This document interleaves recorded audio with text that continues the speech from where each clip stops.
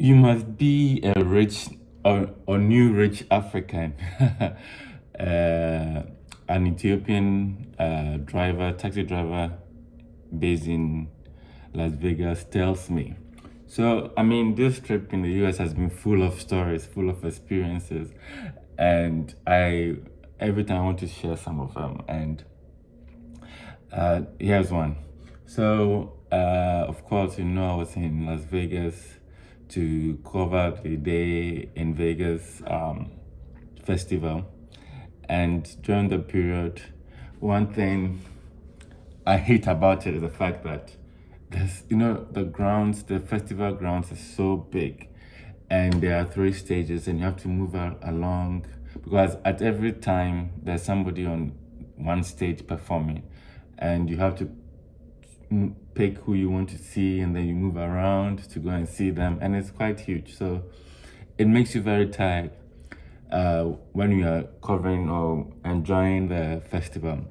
But it's more annoying when you've closed and you want to go back home or wherever, and you need to, because they've blocked a lot of the spaces just for the festival. So the usual roads have been blocked, and Uber, taxis, their path has changed. So you have to walk after walking throughout the place, you have to walk some more distance to go somewhere to find a cab.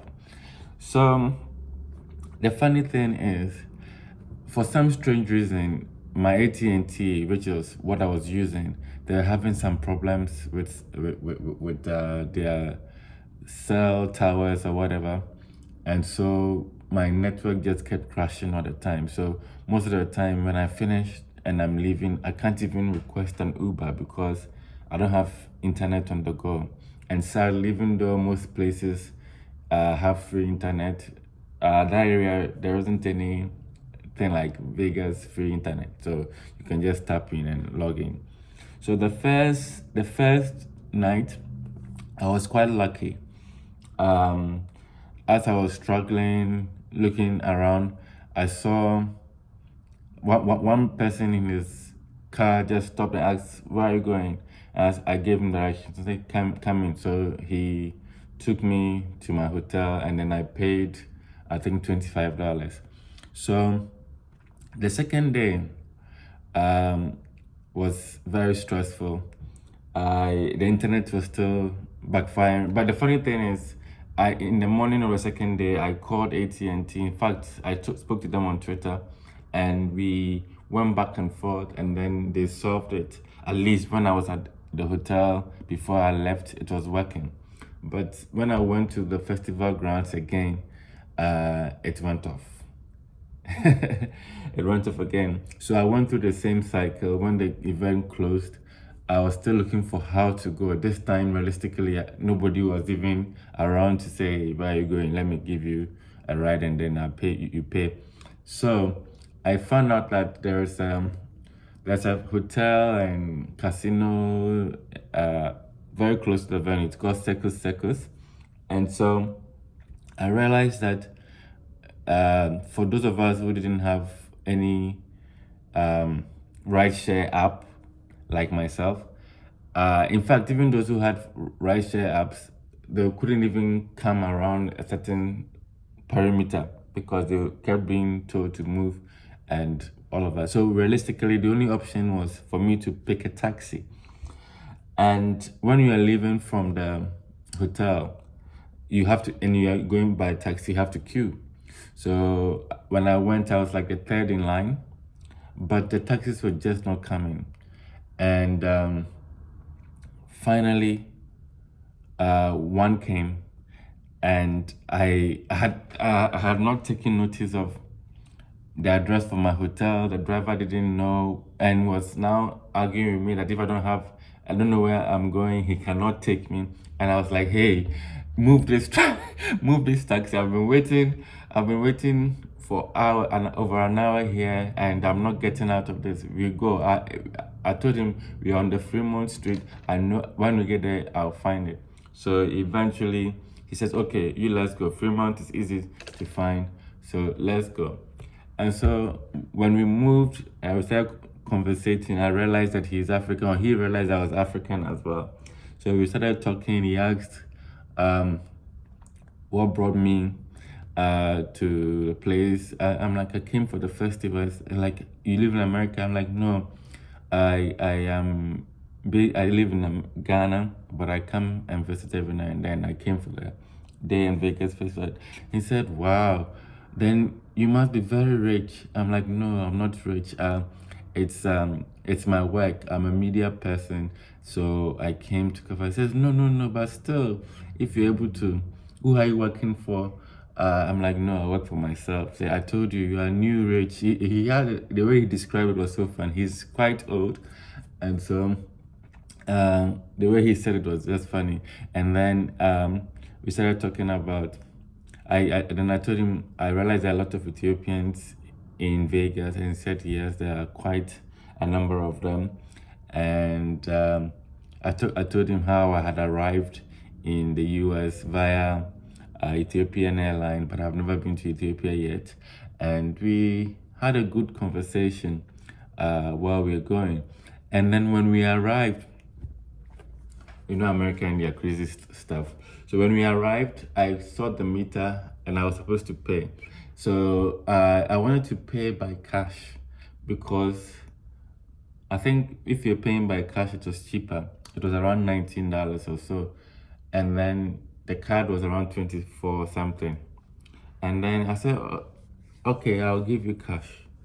And then he says, so how much are you giving me back? And I told him, well, it says 19, so I'll give you 20. He says, no, no, no, it's 25. I'm like, this guy, oh yeah, sure. Anyway, I was way too tired to argue with him. So I had $100 bill, and then I gave it to him. And the funny thing is, before he changed it, he looks at it and says, I hope it is not fake, oh. Africans. And I told him, no, no, it's not fake. The funny thing is, it happened again the following day. The same system, but this time I had spoken to AT&T earlier in the day about how my phone kept going, and this time I didn't go through the Twitter or social media team. I called, and then they went through a process, they checked, and that's when they confirmed there were all these issues. So we went through the process, and I created a new APN, and because they said that the sites that I was already on were issues, and so they gave me a new APN to try. And so I did, and that worked quite well. But sometimes what I did was I now switched between the old APN and the new APN, and I had good internet or some stable internet throughout. So when the event ended, this time I walked up front and I requested for an Uber ride. So when the Uber driver arrived, I think he was a little bit far away from where I thought I would pick him up. So now I had to, fortunately, I called. So he directed me, he was a little bit ahead. So I walked that way further up, and actually got hurt because when I saw him, he was out of the cab, and then I was expecting him to have a white car. So we were moving and talking, and then before I knew it, he opened his door for me to enter. But because it's a black car, I wasn't even looking, I was just talking. And then I hit the door with my chest. In fact, I still have a lot of the pain here. I hope it doesn't become anything serious later on. But yes, then when I saw the name, I knew he was probably an African. He didn't look too African, but Ethiopians don't look very African. But I found out that a lot of the Uber drivers in Vegas are Ethiopians anyway. So again, we had good conversation. This one was much younger. And when I told him I was there for the festival, the same thing, he also said, hey, you must be comfortably off, you must be living well. I told him, no, I'm media.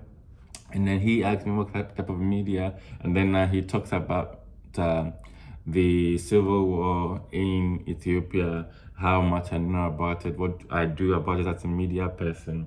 And I told him how much Ghana is even reporting on that in general. And I said, yes, we do report on it every now and then. And yeah, had a good conversation. And then he took me to the hotel, and then I said my bye-bye and thank you. So there you have it. And by the way, I'm not rich.